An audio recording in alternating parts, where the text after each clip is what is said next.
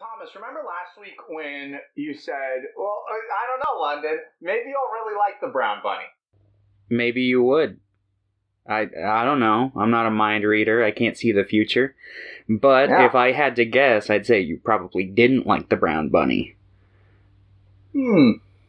As I think any reasonable human being probably wouldn't.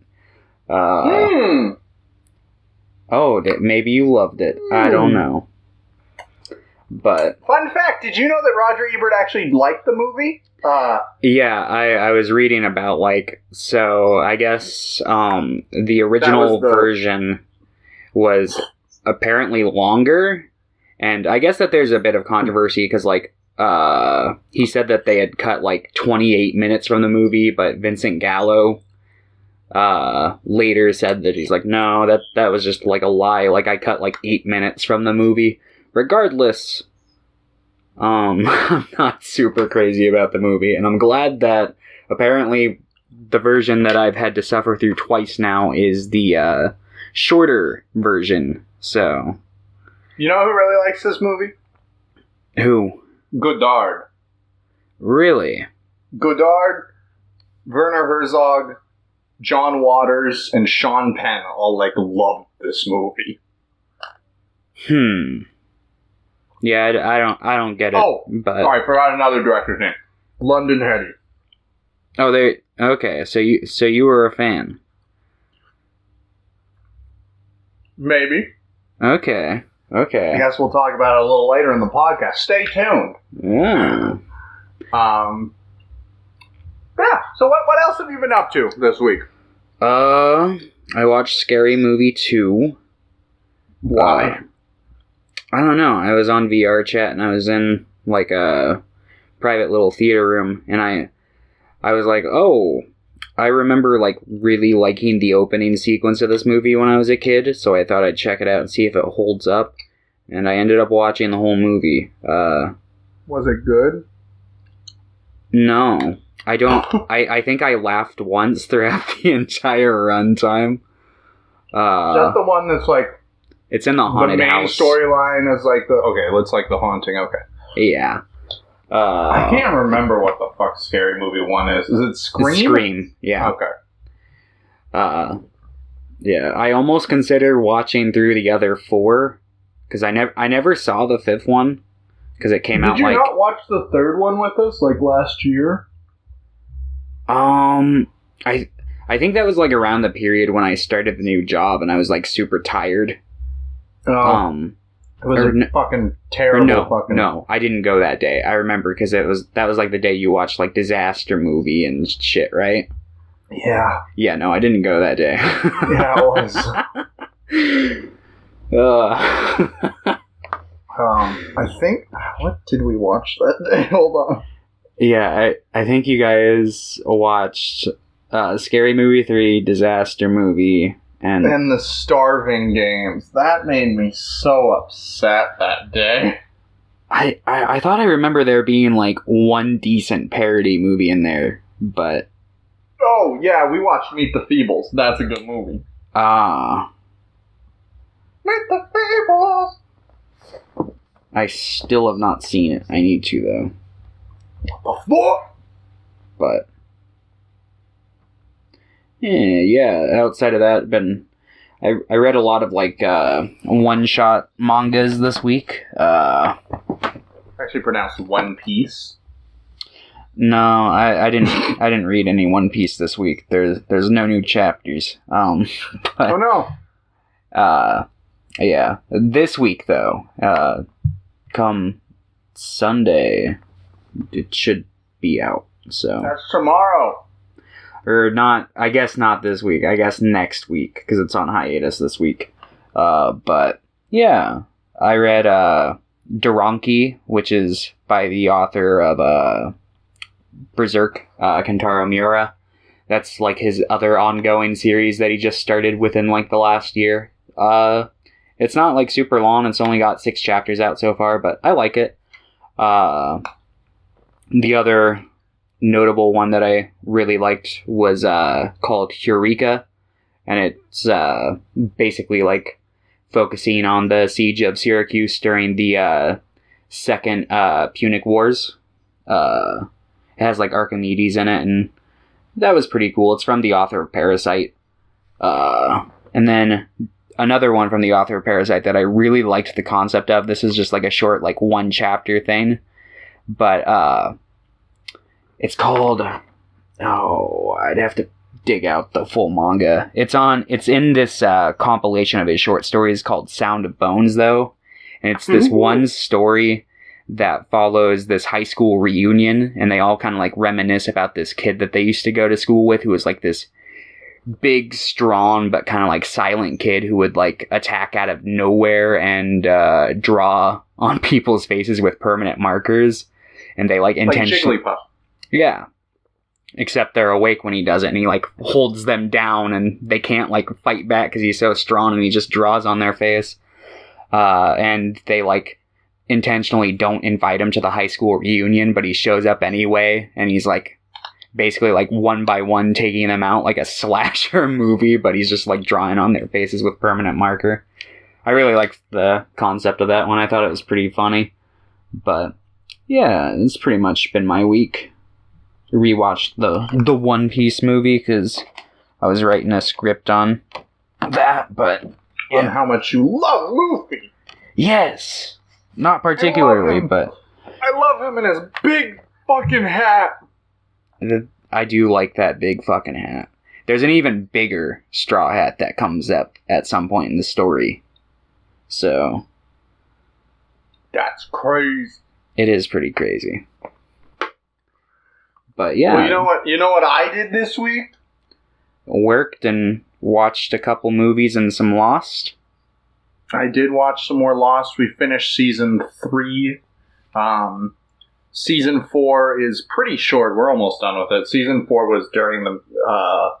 that was right around when the writer's strike was happening. So Lost only... That season was supposed to have 18 episodes, but they only did 14.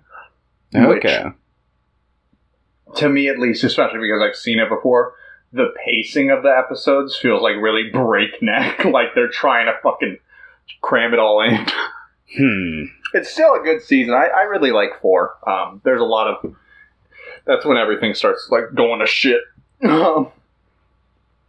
Okay. And then I've been watching a lot of James Bond. I was trying to catch up, but then I had to watch this stuff. But I watched Live and Let Die, The Man with the Golden Gun, The Spy Who Loved Me, and Moonraker. Mm-hmm. I really liked Moonraker. I think it's mostly because I like Bond when it's dumb and it knows it's dumb and it's not taking itself as serious. Because when it is taking itself seriously, I think it pretty much just falls flat. At least so far. Maybe I'll like some of the more serious ones later on, like the Craig ones. But Moonraker was very fun. I also like Jaws a lot as a secondary antagonist. Oh, okay. Huh. The Man with the Golden Gun was terrible, which is sad because it had Christopher Lee as the villain. Oh, wow. But outside of him, it was just like an awful movie. No, that's sad. Live and Let Die was alright. There was some groovy parts to it, but overall, it was just alright. And then The Spy Who Loved Me was like, not great, but that's when they ended. Jaws was only a secondary villain in 2 of the movies, so that's the first one he was in. So he was like the good part. Mm-hmm. Okay. And yeah, I just love Bond, you know. I watched the new George Lopez comedy special. How was it? Just fucking awful. Just fucking awful. Alright. Would it be a good comedy special if he had like made his head bigger like he did in the show? Or do you think it would have remained the same quality? It would have been a good comedy special if he was in like a giant fucking suit and his head was like the face, like in Shark Boy and Lava Girl. Ah, yes. That's how it could have been good. Okay. No, that comedy special was rough. He had some really like bad... The jokes weren't good, but also his delivery on pretty much every joke was terrible. Ooh. And then I watched another Pokemon movie. Well, this one was more of a special. It was the Mastermind of Mirage Pokemon. Terrible. I've watched a lot of bad stuff this week. Okay. Which, I guess it's to make up for the fact that I got to watch, like, Malcolm X last week. So it's like, here, watch some bad shit. Yeah. I've been planning a lot on what we're going to watch next. I was doing that for, like, a long time. Like, I've spent countless hours figuring out what we're going to watch next, and I think I have a very good choice for today. Okay. I'm excited. I think you'll be excited. I don't think you've seen this movie. I know you have not seen the remake. And I'll be interested to see what you think of the remake, because it's by a director that the movies that we've watched of his, you have not enjoyed. No, okay. We covered one of them on the podcast, I believe. Just one. Yeah. So not a whole lot. And then just, trying to figure out where I'm moving to and stuff. Okay. Sounds you ready for some epic questions? Oh, yeah, sure. Okay. Here's from Pierre. Number 1. Do you think shows that are technically sequels, as in they take place in the same world after the events of another story, but follow new characters, should cater to new audiences or the original? You can only please one group. I don't know. I don't think that there's like an exact answer to that. I think it depends on the intent of the creator. If they want to create something that's a bit more interlinked and personal to the first story, by all means they can do that. Or if they want to make it more open and more of a jumping on soft reboot kind of point, they're totally open to do that as well. It just kind of depends on what they're going for and how well they execute it. Yeah, I would mostly agree. I think that it's important to pretty much, when you're making anything that's supposed to be able to be a standalone, like, I feel like things that are technically sequels, like, but not like straight sequels, need to at least sort of cater to new audiences to introduce them, or it's just gonna be like not super well received. But I mean, you can please both groups there. Yeah, for sure. Okay, question 2. Quick, the zombie apocalypse is now. Where do you go? I personally think Costco would be a fantastic fortress.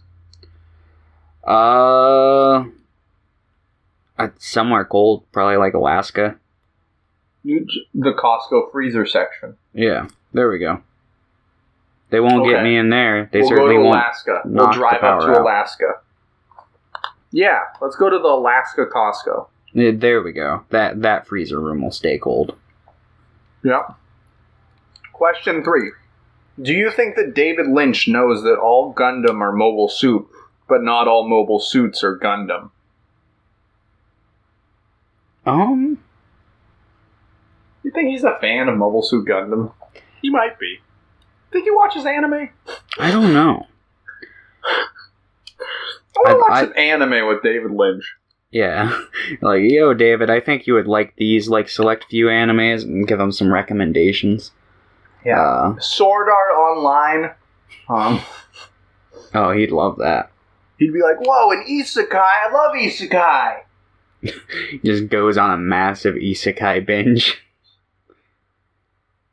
Yeah, I'm gonna make an anime called David Lynch Trapped in His iPhone. It's an isekai where he gets trapped in his iPhone. That would be truly entertaining. I would love to, like, read or watch that.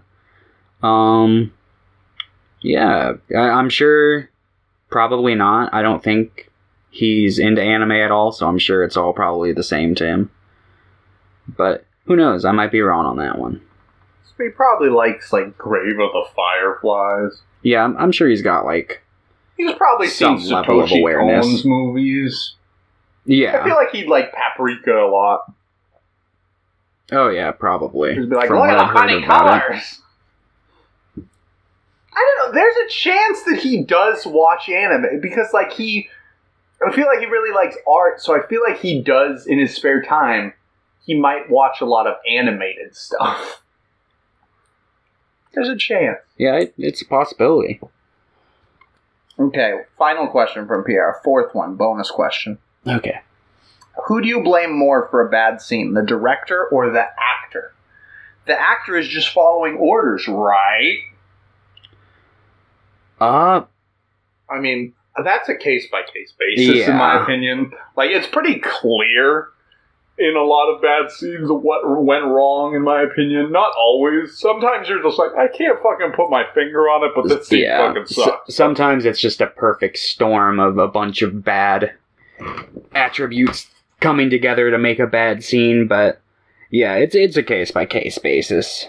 But yeah, it would be very dependent.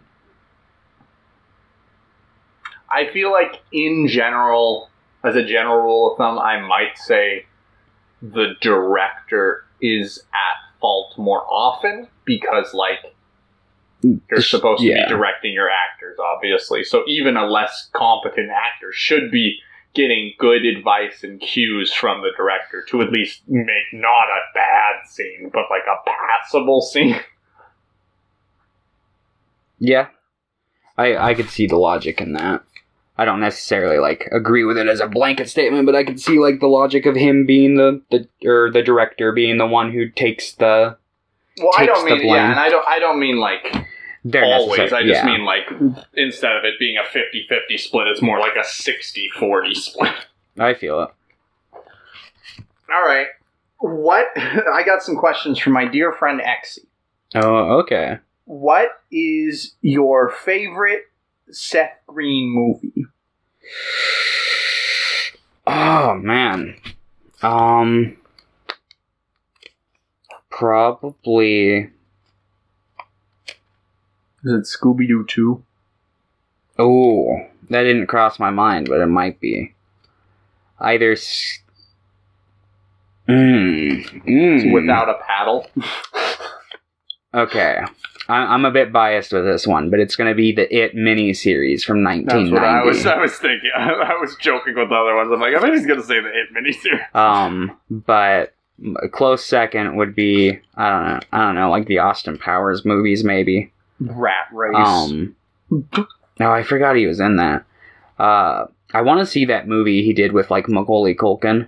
Changeland. Yeah, but I still haven't. I heard it's okay. Yeah, I still haven't gotten around to seeing that, though. And I've seen, like, bits and pieces of Party Monster, which also has Macaulay Culkin, but I haven't seen the thing in its entirety, so I can't comment on that. But, yeah. I would say Scooby-Doo 2. My favorite. That's fair. He's good in that movie. As a wacky cartoon. I just remember that scene where he, like, it's like Velma and she's got, like, the kind of, like, cliche romance music when she sees him and he just, like, slips and falls in slow motion. I gotta rewatch Scooby-Doo 2. What a masterpiece. I know, right? Alright, second question for Maxie. What video game would make the best movie that hasn't had a movie already? There's a lot of narratively driven games that I've played that I really like the story of that I think could make good movies. Like, literally, if they just adapt the story. Like, Spec Ops The Line would be great.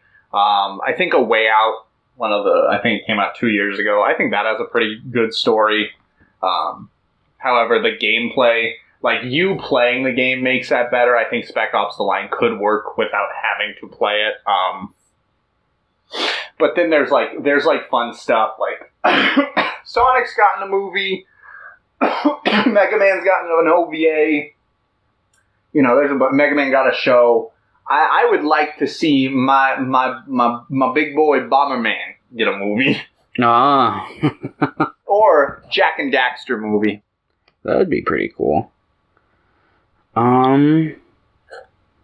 Yeah, I don't know. Maybe, like, I think a BioShock movie would be cool just for, like, the production value and seeing, like, what they could do with, like, the sets and stuff. Yeah, to make it, they actually build all of Rapture. Like, that'd be cool. They can, like, shoot 2 endings for it and, play them at different theaters. Be like, just like kind of like Unfriended too. Yeah, exactly. But maybe that. Maybe a Bubsy movie. I think it's about time we have a Bubsy movie. It's about time for a Bubsy movie. Couldn't agree more. I'd be down for like an animated Banjo and Kazooie movie, maybe. But I don't know. Yeah, that'd actually be pretty lit. Yeah, I'll stick with those as my main 3 answers. All right, final question. Okay. Do your tits fart? Not often. Yeah. It's only on occasion. Yeah. Every once in a while. Alright, thank you for the questions, everybody. Yes, thank you. Okay, I guess it's time to talk about Vincent Gallo. So I figured out what that third movie he made was. Oh, what was it? Oh, is it called Promises Written in Water? Yeah. So, which it appeared at TIFF, and then he just was like, I'm not releasing it. So, the only people that have seen it are the people that were at those film festivals that it went to. Oh, okay. And then maybe one day he'll work up the guts to release it.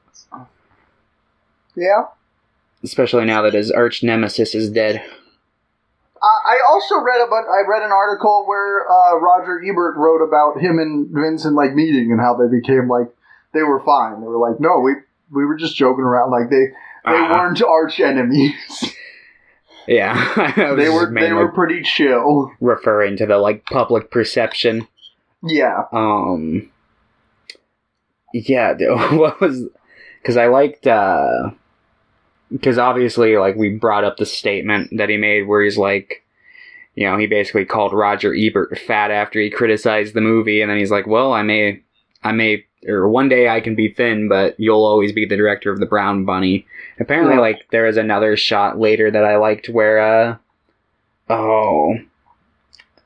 basically, like, Gallo had, like, jokingly said that, like, he had put a hex on Ebert and given him, like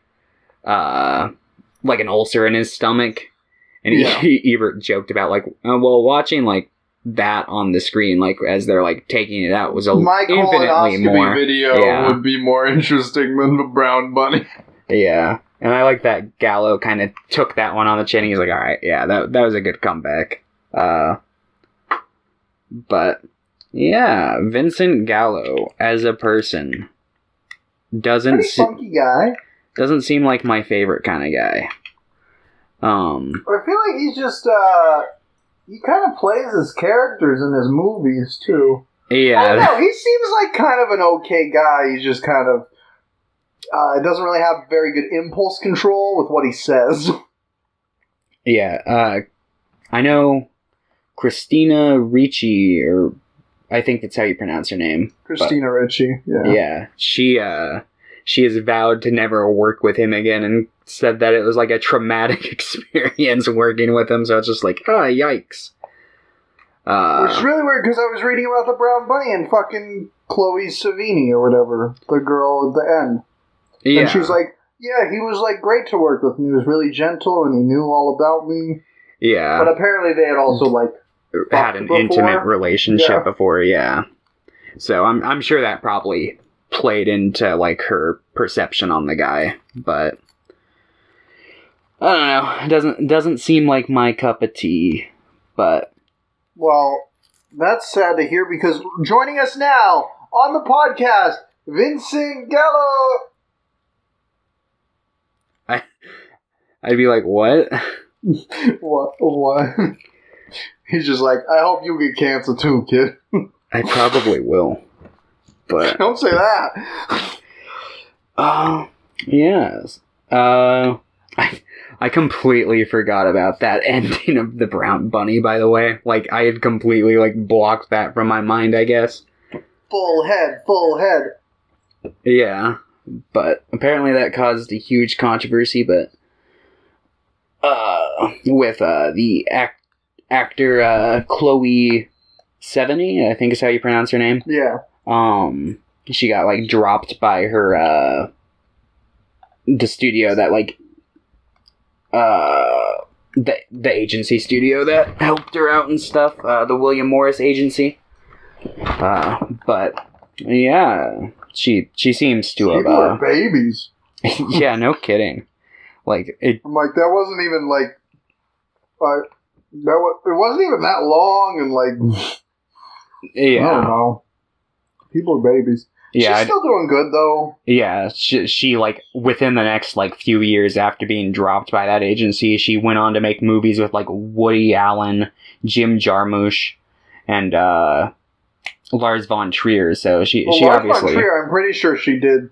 Pretty sure she did Dogville the same year as the Brown Bunny. Yeah, same year. Yeah, so she clearly got by without that agency. What's she up to? Yeah. Yeah. But yeah, I guess you wanna dive into Buffalo 66. Yeah, let's do it. All right. This movie begins with Vincent Gallo. I got him to take a piss. Yeah. So like I was kind of sad this movie wasn't just 2 hours of him trying to find somewhere to piss. Yeah, the first time I watched this movie, I watched it with Lucero, and like we honestly were like, is this what this movie's gonna be? Because it's like it has to be like 10 minutes of him like. I think it's like 10 or 15.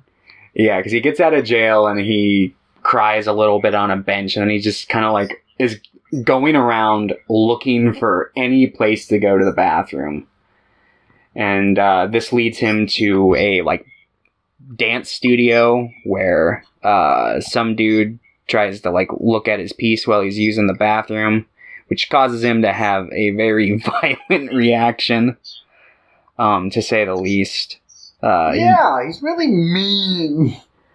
Yeah, he uses some colorful language in that scene, and then he decides, even though the man has left the bathroom, he is too shaken up to use the bathroom at this facility. So he goes out, and he calls his mom after borrowing a quarter from Christina Ricci's character, and her character's name is like Layla, I think. Layla, yeah. Yeah. So basically, he's been lying to his parents this whole time about where he's been. He's been in jail, but he's like, oh no, I'm married, flew over first class. No, she's sick from the flight, she can't come visit. But his mother insists, so he basically immediately kidnaps Layla and forces her to take him to a spot where he goes, and he like just straight up like pees in public. Like it doesn't look like he doesn't go to a very private area. And it's like, why didn't you do this in the first place? Yeah. But he gets back in the car and he immediately is a bit calmer and he apologizes. He's like, all right, look, I'm sorry. I just really had to use the bathroom. I didn't mean to be so mean to you. But let me explain the situation here. So you're going to meet my folks. Your new name is Wendy Balsam, I think he says. Yep. He's like, yep, we're going to go have dinner with my folks. You're going to be a nice girl. He just keeps saying, I just want you to be nice. He doesn't get specific at all. So basically, yeah, he's just like, yeah, you worship me, you love me, the whole 9 yards. So they go and they have dinner with his parents, and we find out that his parents are terrible parents. His mother is extremely like obsessed with sports and just like is totally oblivious to her child. We find out like through examples of like she offers him chocolate donuts, and he references a time when he was a kid and he ate chocolate and his face like swelled up and he had to go to the emergency room. She like offers him soda and he's like, no, I don't drink soda, ma. Like shit like that. And it gets to a point where like she straight up admits that she like regrets having him because on the day of his birth she missed like this great football game. meanwhile, the father is just extremely like cold and disconnected from Billy. Like, really doesn't talk to him, but is super friendly to Layla. Yeah, it's really scary. Yeah, very scary, very uncomfortable. He keeps like pulling her in for hugs and goes, Daddy loves you, you know. And there's this scene where he like takes her back to back room and sings for her. That scene is very odd. But, reminds me of something out of like Eraserhead. Yeah, that scene does kind of remind me a lot of David Lynch, and he's commented on it because apparently I guess a lot of people said the same thing when the film came out, and he's like, I'm constantly being compared to like the works of David Lynch, and he apparently is not a fan of David Lynch. So, which is funny because I think in general, as his directing style reminds me of both David Lynch and Jim Jarmusch. Not really his editing style, but specifically his directing style. I could see it, but so yeah, Layla basically keeps like telling obvious lies about like, oh, I think your son is the most handsome in the whole world. He works for the CIA, and also we're pregnant. So yeah, basically she just starts lying and she can't stop lying. Yep. And yeah, so they leave and they go bowling, and we see that like the bowling alley seems to have been his place of escapism throughout his whole life.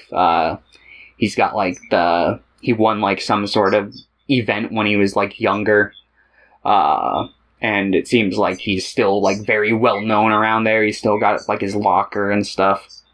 And yeah, so he bowls for a little while. We get this cool King Crimson tap dance sequence from Layla, and then basically we find out like this whole time, so the reason why he went to prison is because he took the fall for another guy to get out of this immense gambling debt he had gotten himself into, because he basically placed this huge bet on the Buffalo Bills, and they lost the game because, what is that guy's name? I don't know. Scott Wood. Yeah, and that's apparently, like, the guy who, like a part of the name is missing from, like, the character in the movie because they couldn't get, like, the rights to actually, like, use the guy's name. Well, what is his real name? Scott Norwood is the name of the real guy. Anyway. Fuck that guy. Yeah, so basically, Billy is like, well, I don't give a shit about my life, and this guy, like, ruined my life by missing that field goal.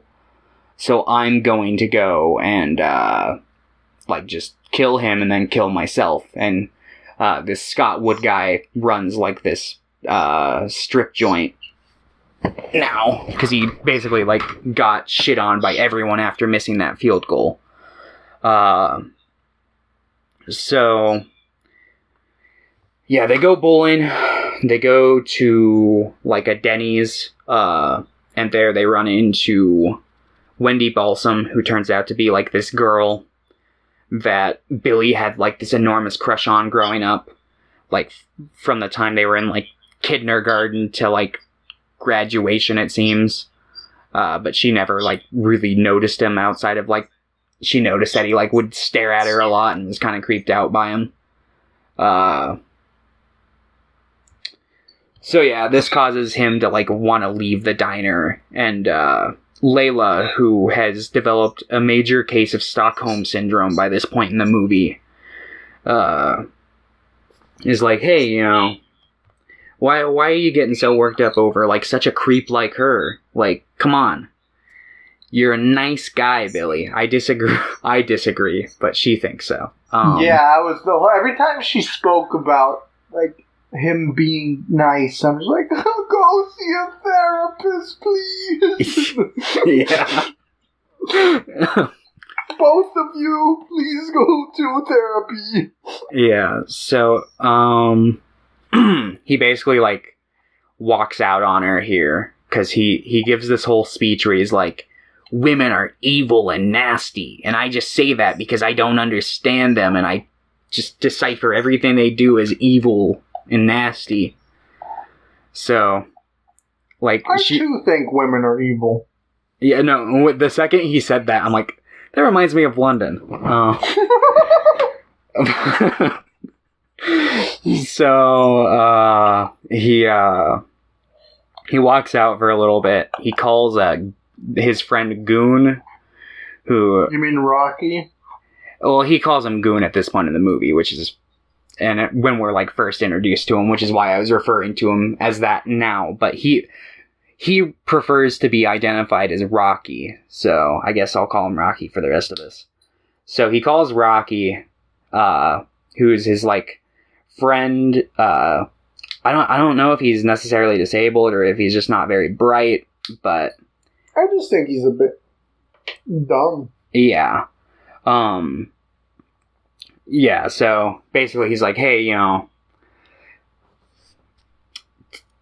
tell me about, Scott Wood. I need to know where this guy is. And he's basically like, no, you're mean to me. I'm not going to tell you jack shit. So, later that night, basically, he finds out the information on his own, and is planning to go into the strip club and shoot himself and Scott Wood. Yeah. Also, that's another reason Rocky doesn't tell him, is he's like, I don't want... Because he literally is like, I'm gonna kill him. And he's like, I'm not gonna tell you where he is. Yeah, that too. So, yeah. So later that night, he basically gets a room with Layla, and they, like, take a bath together and lay down together, and it's, like, the scene where basically, like, he kind of opens up to her a little bit.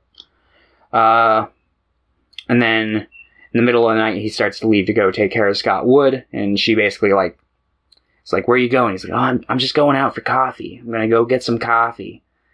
And he's like, you want anything? Oh, hot chocolate. And she basically confronts him. She's like, hey, if you're not gonna come back, just straight up tell me. Don't lie to me.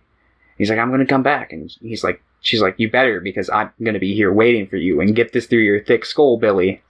I like you. I'm not being evil or malicious. I genuinely like you. So he's just like, yeah, I'm gonna go get coffee. I'll be right back. So he goes, he calls Rocky one more time, and basically he's like, Rocky, here's my locker combo for the bowling alley. You can have all my shit. And Rocky's like, I don't want any of your shit. And he hangs up on him after, like, being like, you're my best friend. I'm sorry I've treated you like shit all these years. And he goes in, comes face to face with Scott Wood, and Heart of the Sunrise by Yes is playing. This is, like, top 3 tracks for me. I love this song. And we go through the sequence where he pulls out the gun, kills Scott, kills himself, and then it turns out this is just like a kind of like what if scenario that's playing in his head. And then he leaves. He calls Rocky one more time and goes, hey, don't take any of my shit. I changed my mind. Also, I've got a girlfriend who loves me, and I'm going to go get her some hot chocolate. So he goes, and, he buys Gets her a hot chocolate and a heart cookie. And a heart cookie. He also buys another gentleman a heart cookie. And he's like, you don't be eating that. Give it to your girlfriend. Yeah. And then he goes and lays down with Layla, and that's the end of the movie. Yeah. Yeah. Some pretty lit stuff in here. I really like there's a lot of overlapping shots. Mm-hmm. He edits on a lot of, especially that first shot, he's like on a bench, just like trying to keep from being cold, and there's a bunch of shots of him in prison and stuff. That was awesome. Yeah, no, I really like the like stylization and some of the different like techniques that he used in this film. I feel like that was one of the like that and the soundtrack are like the 2 big appealing things to me about this movie. And I thought this movie was really funny too at times. Yeah, maybe it's because I really like whatever the fuck Vincent Gallo was doing with his character. He's like, "What do you mean?" It's just, it was hard to see him as menacing sometimes because of just how over the top he was. Yeah. You get a sense throughout the film that this guy is kind of pathetic. Yeah, he's putting on like a menacing facade. He's menacing, obviously, because he literally kidnaps a woman. But yeah, like he's obviously like a loose wire, and that kind of like adds this like layer of tension throughout the movie because you're not sure what his character is going to do, and Layla is kind of trying to pull him towards a more like. Basically just kind of trying to domesticate him and settle him down and show him like, hey, you know, you don't need to be so fucking wiry all the time. Whereas, you know, he feels that he has to be that way to, I don't know why he would feel that way, just basically he's been conditioned to through his parents and through prison, I guess. I don't know. But you know, I was pleasantly surprised to find that I still decently enjoyed this movie. I would say post Brown Bunny, I enjoy this movie a lot less than I used to because you think Brown Bunny's better? No, I don't know. Like after Brown Bunny, my perception of Vincent Gallo became, oh, he basically is kind of a piece of shit in real life, and he just makes movies to like make out with like actresses that he likes, and that was kind of like my impression of the guy. And I don't think it's necessarily that, but I think that does play like a part in it. But I don't know. I really liked this movie. I thought it was pretty great. I really like a lot of the. I think that some of the performances early on are pretty rough, but like the first couple scenes with Richie and Gallo together, I wasn't a super big fan of, but I liked them both in the movie, and I really liked the ending. I really liked the fun freeze frame effects they did. Yeah. With the death scenes and the like. I don't know if that's like gel or something to simulate like blood splatter, but that was fun. Yeah. There's a lot of fun stuff in the movie, which I wasn't expecting. Plus, I like how he has to piss all the time. Very cool. Yes. Makes him more human.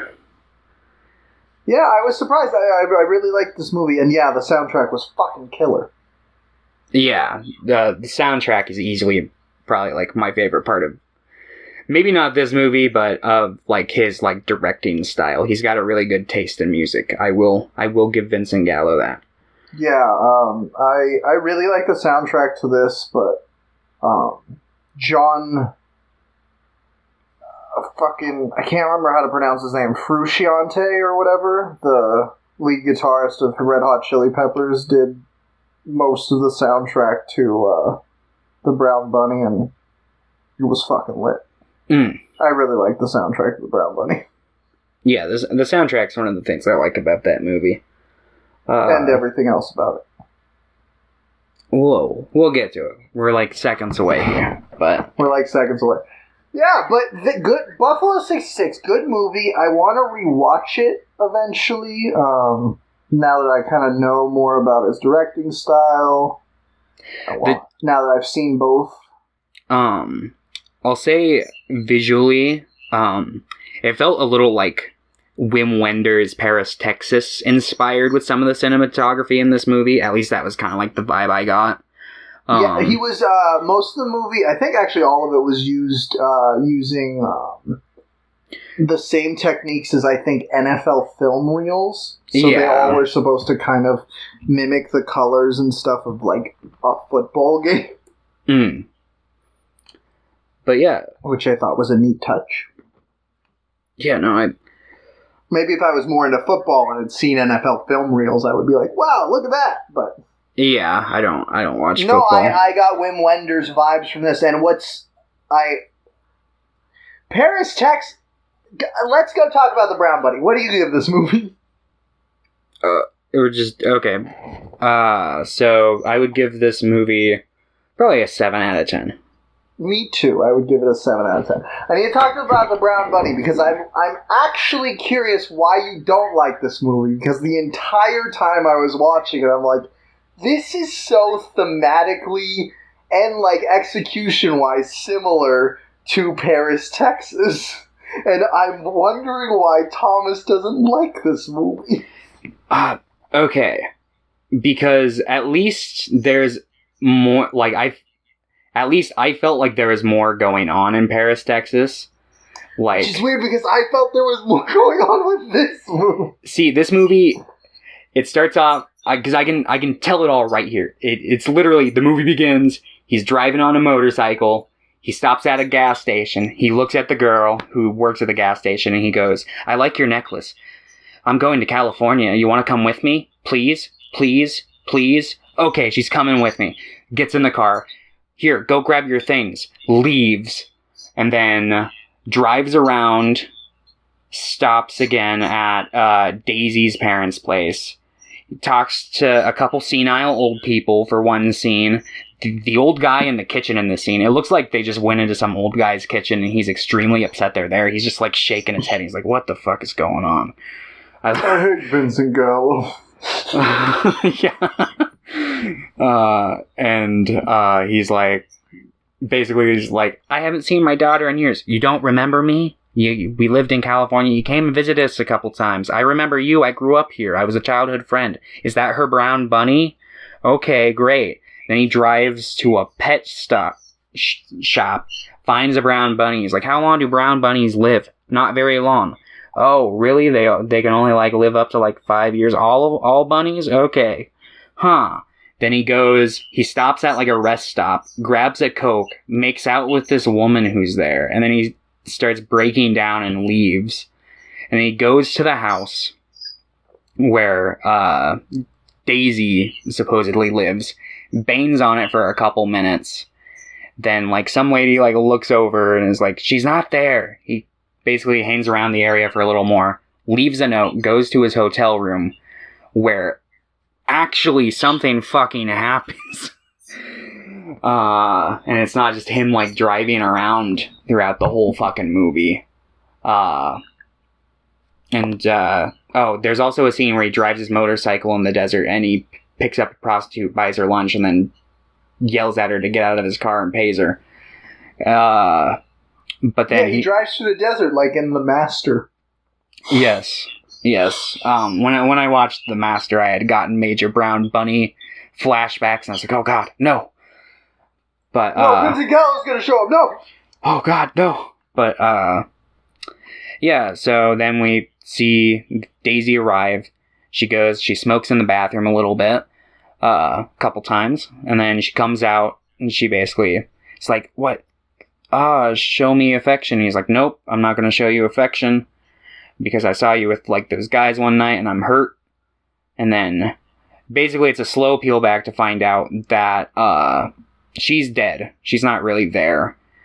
There is a party some years ago before the film takes place where he basically like she smoked with some guys in the bathroom, and then he basically like walked in on them like raping her unconscious body, and he freaked out and he just like left her there, and she ended up like choking on her own vomit in her sleep, and she was also like pregnant during this whole ordeal, and it left him like traumatized. And yeah, so there's like he's just talking to her in the hotel room, and then she performs fellatio on him, disappears, and he drives away again. You can say suck his dick. Whatever, she sucks his dick. Who cares? With my terminology there.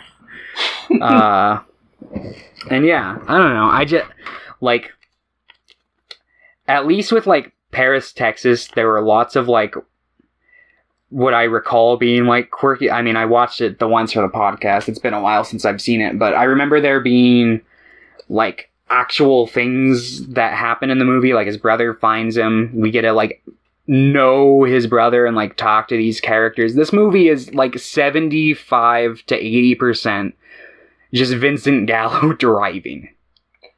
I really like how lonely this movie is. Because I think that's what it felt like. It just felt like it was a really lonely experience. The soundtrack was very, like, somber and sad. Even the editing style, everything, like, faded in together. It just was, it made me, like, feel like this was the loneliest fucking guy in the world. And it had this air of, like, trauma to it all. So, like, by the time that the ending happened, I was like, okay, I know exactly what's going to happen, because that whole, like, air of trying to get over this trauma and not being able to talk to, like, women because of his past and, like, these memories that keep flooding back, it all was just super hard-hitting for me. Like, I get why somebody wouldn't like this movie, but I really like it. Okay. So we're at opposite ends with this one. I think it's also because, like, in general, I'm a fan of a lot of, like, mumblecore films, like small scale, low budget films that are, and I really like road trip movies where he's just, like, interacting with random everyday people, having regular conversations, but, like, bits of, like, his Gallo-ness come through to it every once in a while. I don't know, it just worked for me. Like, I get it, but at the same time, I thought this was more interesting than Paris, Texas, for the most part. And I think that both of the endings of those movies are really good. I really, really like the ending of this movie. I think it's really good. But, like... Yeah, like, I like that ending scene. Like, if the movie... Like, if it began with the scene of, like, him going to her house, and maybe if it was just like a short, I would have enjoyed it a lot more, because I feel like the ending scene is a good scene. Like, I like that is the most, like, kinetic part of the movie for me. Like, that's the part that I like.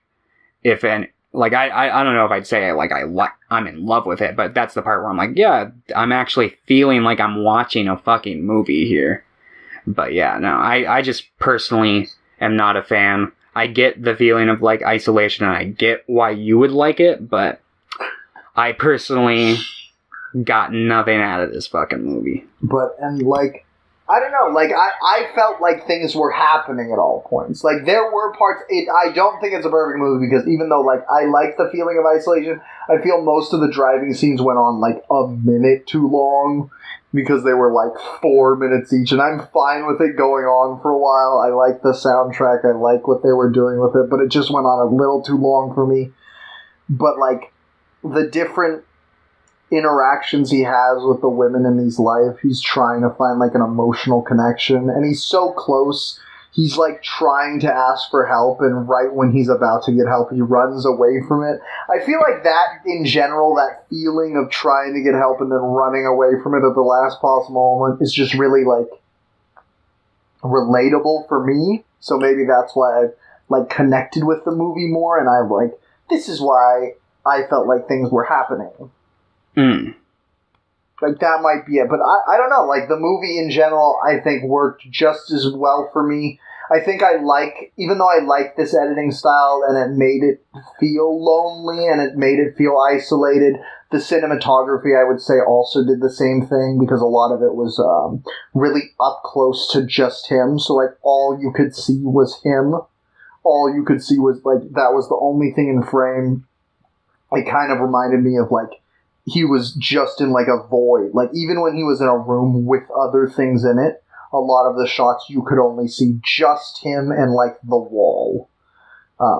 So it made it feel even more, like, claustrophobic and isolated.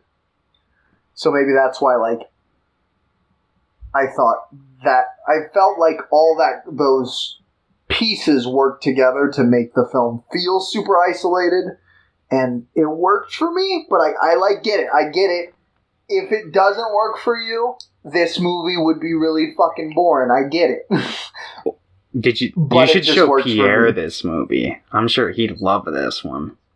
I mean, he didn't really like Paris, Texas, so he'd probably feel about the same way. Probably. And then he'd probably be like, paradise! Yeah. I personally don't have anything more to say on the I brown can talk bunny. about the brown bunny all day long. I mean, if you've got more you want to talk about, because obviously this one was much shorter. I just finished it like 30 minutes ago. Okay. But I don't know. I really liked the brown bunny. Like, I get it. And I also think that you need to be in a super particular mood to like the brown bunny. Yeah. And not everybody will like it. And that's fine too. But I'd rather have movies that are 100% like the director's intent that some people really like, some people really connect with, than just like massively appealing movies, I guess. I think it's interesting to have these types of movies. And I like it when we disagree. This is good. Yeah. I feel like most of the time we're too similar in taste. Yeah, it doesn't make. What was the last movie we had a really big disagreement on? I'd have to like pull up the Last of the Living. You gave it a 10. Oh yeah, well that movie's a masterpiece. Yeah. I feel like we're like pretty close in scores, like most of the time within like 2 points. Yeah, I'm pretty good at. I feel like this will be not close. Yeah, I feel like I'm pretty good at like reading your scores. I'm like, all right, I would probably think it's like this based off like London's rating, because usually I can kind of like figure that shit out. But yeah, this is one that we are on opposite ends of the spectrum for sure. I'm guessing one of the last big... No, because even that I think you gave a 6. Do you remember Hanagatami? Yeah, no, Hanagatami was super jarring to me, but overall, I don't look back on that film. I'm like, ugh, Hanagatami. Yeah, but this one you'll be like, ugh, the brown bunny. Yes. Until I make you watch it again. Yeah, I think aside from that, the biggest like difference of the last time we had like a major disagreement would either be the Chooper or Paris, Texas, maybe. I mean, the Chooper... What do you mean? The Chooper you gave a 1 out of 10. I did, but I remember I liked it a lot more than you did. Yeah, that's true. What did you give... Do you remember what you gave Bicycle Thieves? Because I remember I wasn't a fan of that. I wasn't overall. Like super into that movie. I thought it was like alright. I probably gave it like a 6 or a 7. So I feel like the real question here is the brown bunny, like... In general, the first time you watched it, you gave it a 2 out of 10. Did you get anything more from it this time around? Or is it still just as bad for you? It's just still 2 out of 10? Still, like, just boring as fuck for you? Yeah, no, it's still, like, boring and... Yeah, no, I didn't walk away with any revelation, like, oh, I didn't think about it like this the first time or anything. Like, it was like, oh, let me see if I feel better about it the second time, and a quick, nope, still the same. Nope. Yeah, well, I was going into it being like, wouldn't it be funny if I really liked this movie? And then the movie ended, and I'm like, oh, I really liked this movie. Well, what would you give this one? So both Buffalo 66 and this, I was struggling to rate, because Buffalo 66 I almost gave an 8, and this one I also almost gave an 8, but I would give this one a 7. I really liked this movie. I would like to revisit both of these. I'm sticking with my 2. Well, that's unfortunate. So a 4.5 out of 10 is an average. You should watch it yourself, though. It's interesting. I really like looking at the ratings on Letterboxd and reading my friends. Because I just realized that the 2 top reviews for this movie are from people that, like, are friends with me. And one of them is a 1 out of 10 and one of them is a 10 out of 10. Oh, yeah? And both of them are talking about Roger Ebert. One of them is just quoting the "I will one day be thin" line, and the other person is like, Roger Ebert killed this movie as well as the career of the most daring and potentially important director of modern American cinema. Yeah, no, I remember reading that review right before I watched The Brown Bunny for the first time, and I was like, oh shit, well, interesting, this film seems to be more polarizing than Buffalo 66 is. And then I went into it expecting to side on the side of that reviewer, but I did not. So now we can decide on those two sides. Yeah. We can make the highest rate. But yeah, it was interesting. I really liked doing this episode. Well, I'm glad you liked it, at the very least. Well, and I'm glad you got to revisit Buffalo 66 and still enjoy it. Yeah. I don't remember what I rated it my first time. I think I might have given it an 8 my first go, so it technically did go down, but I still enjoyed it. I think you gave it a 7. Oh, did I? Yeah. Yeah.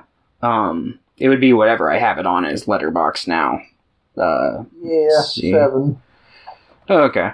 So I guess I am still but sitting the same. That was like a high 7. And this is like a low... Yeah, it's just a 7. But yeah. That was my jam. This was a good day. Yeah. Are you ready to hear about what we're talking about next week? Yeah, lay it on me. What is it? So we're doing a original and a remake. Oh, okay.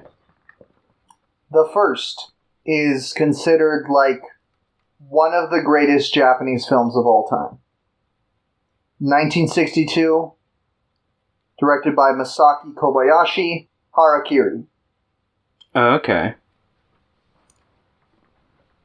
2011, directed by Takashi Miike, Harakiri, Death of a Samurai. Okay.